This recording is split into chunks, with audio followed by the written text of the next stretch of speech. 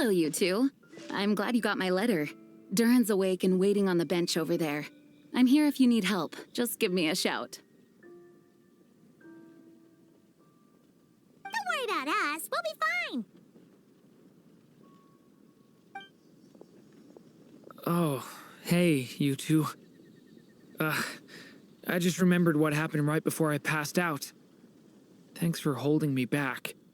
I shudder to think what might have happened if you hadn't. I'm fine now. It's just... a lot of people seem to have forgotten me. Don't worry. We'll figure out a way to fix this. Why don't you start by telling us what happened? It felt so strange.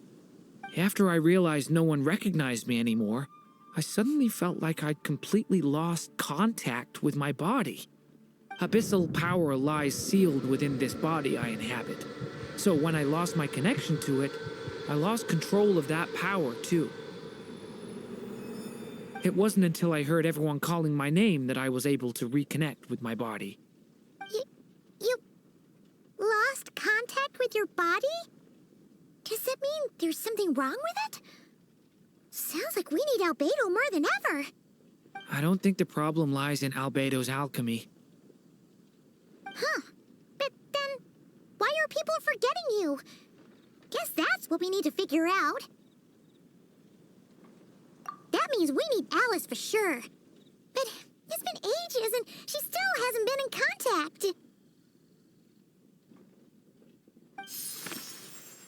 Now would be a really good time for a hint.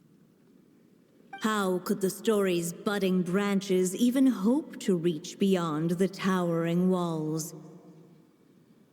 Leaving the castle, the witch went off in search of the tallest, grandest tree in the whole world. High up in the canopy of that tree, she sought a resting place, a refuge where the little sapling might take root. Go to that place, for it was there that the sapling felt its first breath of wind. Huh? Was that another clue? Does that mean the story isn't over yet? Leaving the castle. It just occurred to me. If this story is all about my own experiences, then wouldn't what happened after I left Simulanka be part of it too? But how could she possibly know exactly what would happen? And even if she did, how could we know when the story was complete? Yeah. Since we can't reach Alice right now, we'll just have to get to the bottom of this ourselves. But first, we gotta figure out where this riddle wants us to go. The tallest, grandest tree in the whole wide world. Huh. The only place that ever gave me that feeling was the one I ended up in right after leaving Simulanka. They had great coffee there, too. And so many books you'd never run out of things to read. Think about it. Our search in Mondstadt began in a library, right? Well, Sumeru City's got one of those, too. And it's absolutely huge. What do you say? Should we try looking there? Huh. That does kind of make sense. And it's not like Paimon's got a better idea. All right. Let's just give Jean and the others a heads up first. Well, it sounds like you've got a plan, so I won't interfere. All I ask is that you stay safe. Albedo won't be back for some time, and until he is, we can't know for sure how dangerous Durin might be in his current state. I'm so sorry about what happened before. Believe me, I'm not blaming you, and neither is anyone else here. If anything, it's the opposite. We're all just worried about you. Worried? About me? Come with me. I want to show you something. As soon as they heard you were awake, they all hurried over to see how you were doing. You all came to see me? A little birdie told me you're working on finishing a storybook. So maybe all those people losing their memories is just a plot twist, waiting to be resolved. Miss Lisa, you always seem to know how to put my mind at ease. Please, everyone, don't worry about me.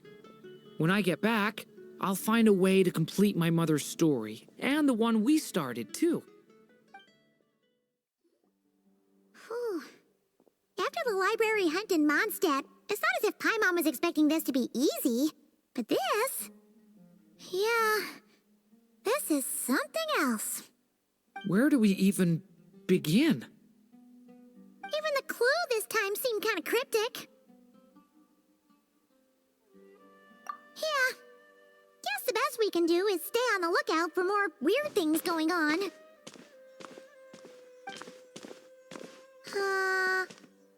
Huh? Sorry, what was that? I'm here to return Volume 5. According to the catalog, Volume 5 of this series is not available for loan. I can't accept the return of a book that was never checked out in the first place. Let me put it this way. My copy is complete. Yours, on the other hand, is missing large amounts of content. So you should swap it for mine instead. Sir, you have to understand. Managing a library is a serious business, and we have protocols in place for this kind of thing. I can't just replace an important volume in our collection based on nothing more than your word. Hey, look what the Wandering Tom dragged in. Oh, it's you.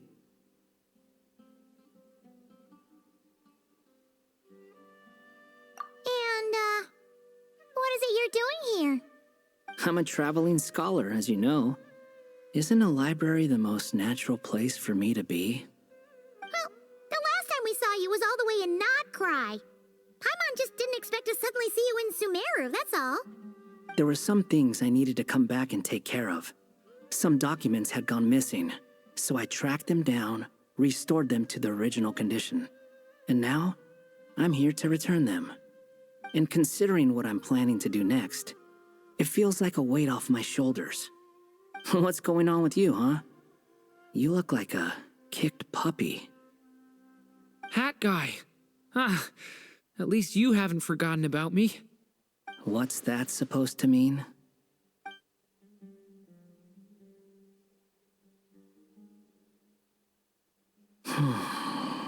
So it's been getting worse.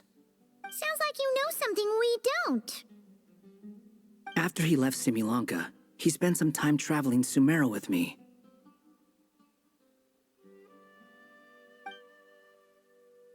I was working on several texts at the time, and I stumbled upon something strange. Anytime Durin of Simulanka was mentioned, before long, the record would disappear. Which means, all the remaining records on Durin are about the evil dragon that fell on Dragonspine. How did you even discover that? If I remember correctly, Hat Guy loved the time he spent in Simulanka so much that he started writing a travel log. That's besides the point. The fact is, you're not affected by the ley lines of this world. I'm sure you can grasp the implications of what that means. His case is different from mine. It's more like the world itself refuses to accept his existence. It started with a few written records, but now, it sounds like it's spread to people who never met him or didn't know him well. At this rate, the whole world might forget him altogether. The whole world? But that includes all my friends in Mondstadt, and even Hat Guy, too. So that's what you've been worried about all this time? Why didn't you just tell me? There are more important questions right now, like figuring out how to fix this.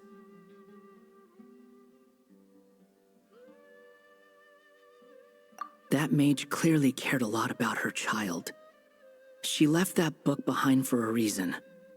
If you want answers, isn't that the place to find them? You think that didn't occur to us already? Problem is, we need to find the memory that unlocks the next chapter first. Mind if I take a look? I just want to know what secrets this book is hiding. Besides, I've run into a bit of red tape. so I've got time. Of course. Be my guest. So,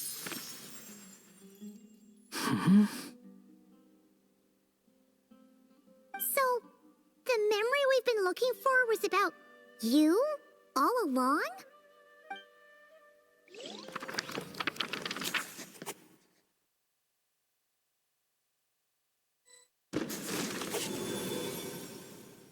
The little dragon became companions with a stray cat with dark blue fur. It was a friendship born of all they had in common.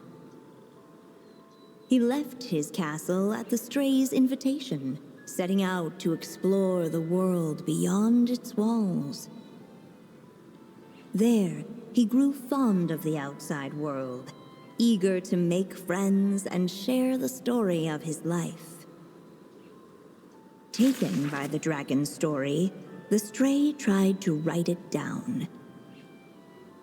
But he soon realized that no matter how he tried, it would always warp into the evil dragon's tale.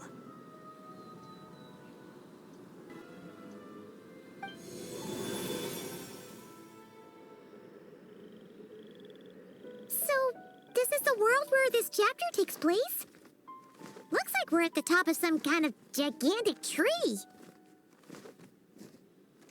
This one must be about what happened to me when I first arrived in Tevat.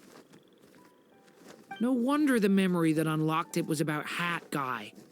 Most of my memories from that period were. Hold on. Anyone want to explain how I ended up looking like this? Maybe you've become a character in the story too.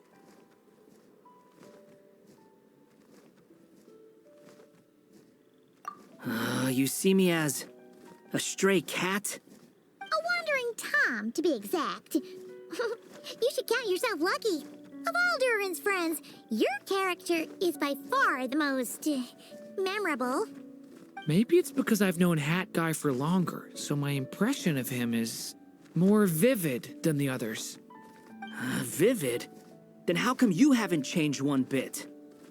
Guess that means the impression the traveler left was so vivid, it didn't need changing.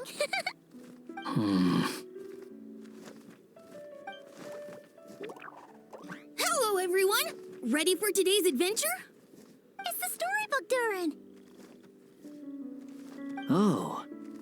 So you're not playing yourself in this one? Does that mean the two of you have even more memorable roles to play?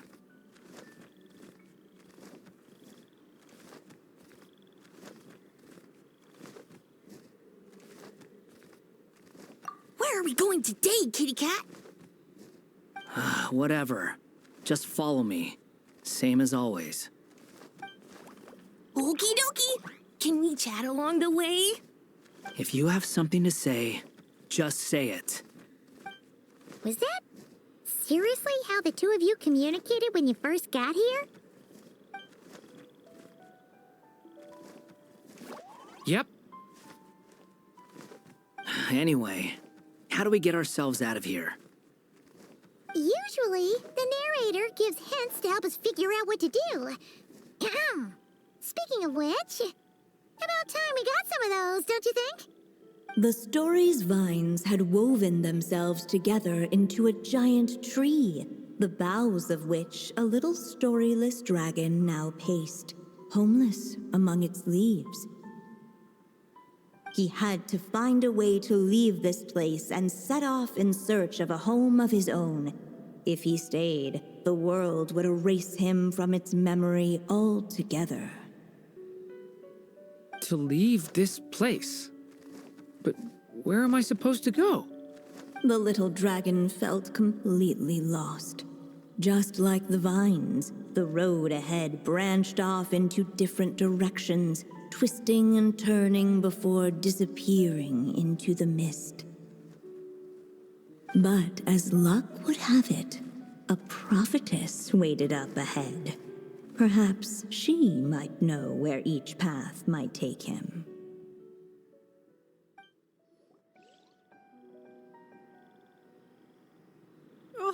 You must be the little lost dragon. It's true. My friends and I are lost. This meeting was no accident. The prophetess was in fact the seer witch, here to present her promised gift. The seer witch. Oh yeah! That's Mona's teacher, right? The old hag? Insolent child. I am the seer witch, your prophetess, not some old hag. Sorry! Now, little lost dragon, I have come to bestow the gift I once promised. A prophecy. A prophecy? Hear me now, for my prophecy is this. One day, the dragon from beyond the castle shall be reborn, and none may avert its coming. The wind took the prophecy and swept it off into the distance, and so the little dragon was shown a path to wander.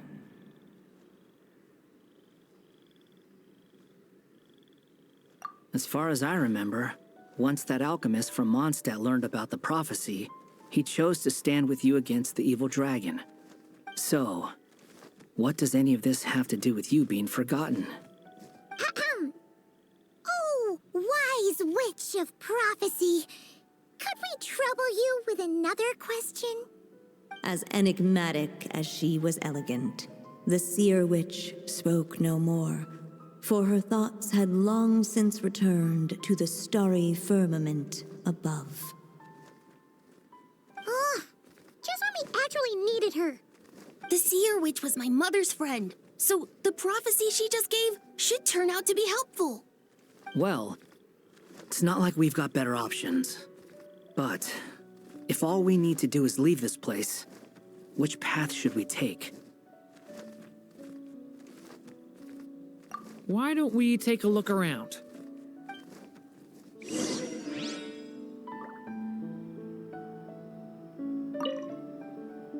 As enigmatic as she was elegant, the seer witch spoke no more, for her thoughts had long since returned to the starry firmament above.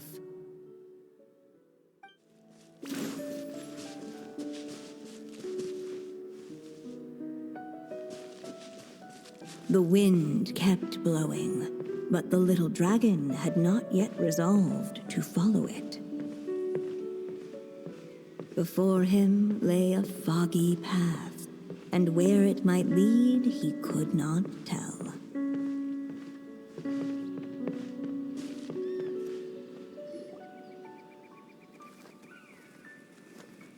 If we go this way, we'll be heading back to Mondstadt just like we planned. Out of all the options so far, this seems like the safest, right?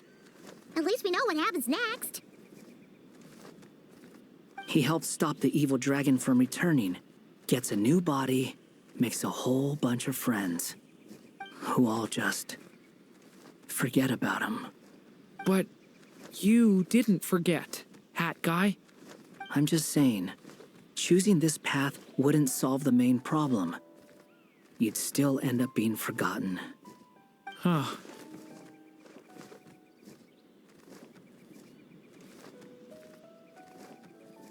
I'm not against choosing this path.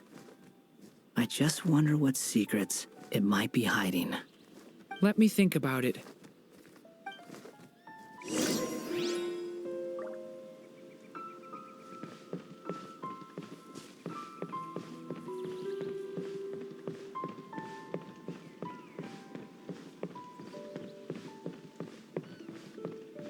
I still think you should keep going, little dragon. If you leave the castle, you can accomplish something amazing and make a bunch of friends along the way. Really? Then let's go! Unable to preserve his story, the little dragon wandered astray. Fortunately for him, a certain prophetess had left behind a prophecy to guide him. The wind took the prophecy and swept it off into the distance, and so the little dragon was shown a path to wander. Following the wind's guidance, the little dragon made his escape. In turn, the prophetess affirmed the little dragon's choice, leaving an extra secret as her parting gift. Now that you've made up your mind, I shall keep my promise by explaining Fate's little trick. Long, long ago, the gods of the high heavens gave the world outside the castle a magic of its own. They called it storytelling. It was a magic of almost unshakable power that governed how people met, grew close, and understood one another. Each person had a story meant for them and them alone, one whose ending was written in the heavens long ago. In truth, your story and the evil dragons are simply two versions of the same tale, and that is something the magic of storytelling cannot abide. Beyond the castle's walls, your story cannot take root, for the evil dragon's tale has done so already.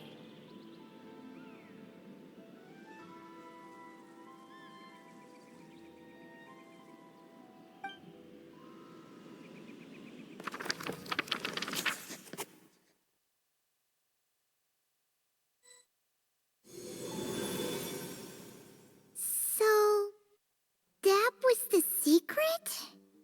Huh. But, what does that mean? You still don't get it? Simulanka Durin and Tevat Durin share a special kind of connection. Their fates are mirror images of one another. While they were in two separate worlds, there may have been some mutual influence, but their fates were independent. But when Simulanka Durin came to Tevat, a version of his fate already existed there. So, how can two fates exist at the same time? The answer is, they can't. The rules of this world don't allow it. You can't return a book you never checked out in the first place. So, what's Durin supposed to do? Those mages seem to have come up with quite the ingenious solution.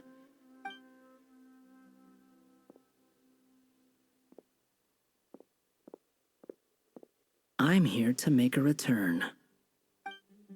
As I said, there's no record of Volume 5 of this series ever being checked out. Then just think of this as Volume 6. Based on what I know, the author was planning on publishing another volume anyway. The catalog does have a slot reserved for Volume 6. So, this is it? Sure, let's go with that. All you need to know is, I'll be the one writing this series from now on. You...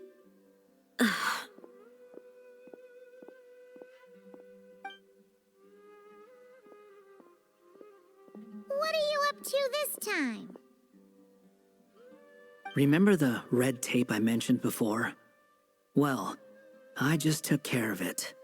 Now, I guess you'll be off to see your alchemist friend? It should be pretty obvious by now. He has the answers you're looking for. Well, we do have a whole bunch of things to confirm with Albedo, that's for sure. But didn't Jean say he'd be gone for quite a while? I'll join you. Just let me know when it's time to go. Hat guy?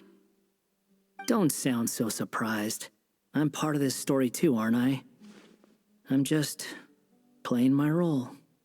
Well, yeah. But it's not that. I just feel like you want to help, but something's holding you back. When I first realized you were being forgotten by the world, I thought it might be because you spent too much time with me. I even thought cutting our ties might be the only way to fix it. Why would you think that?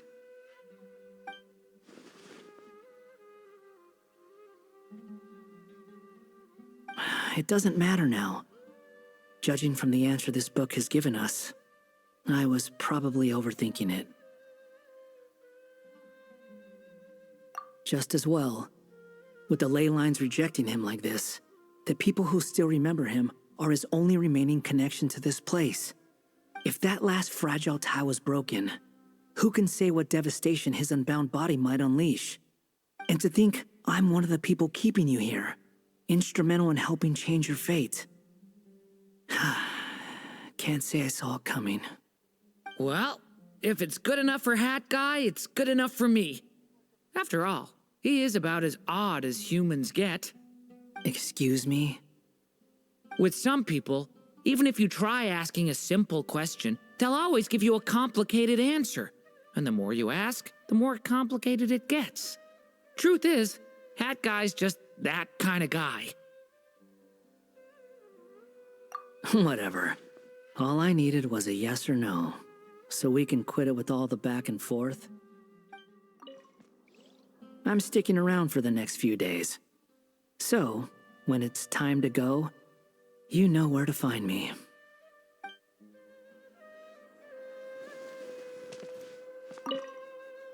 If you feel like stepping back into the story, just come find me. Maybe I'll borrow something to read.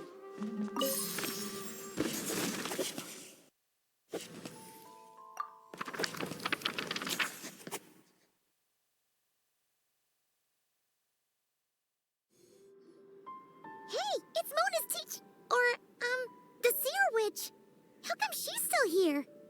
Who goes there? Can you not see? I am busy stargazing. Hey, since we've got the chance, why don't we ask her to read our fortunes too? After all, according to the book, her prophecies are meant to be super accurate. The only thing is, Paimon's not sure how we're gonna convince her to do that.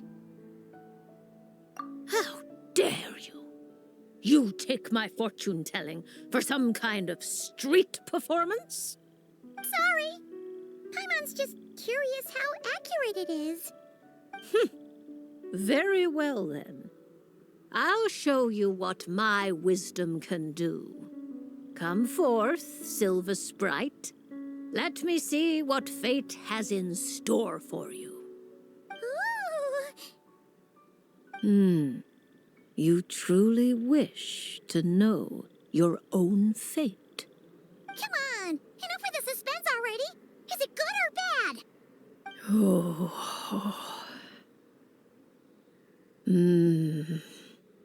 Aw. Oh.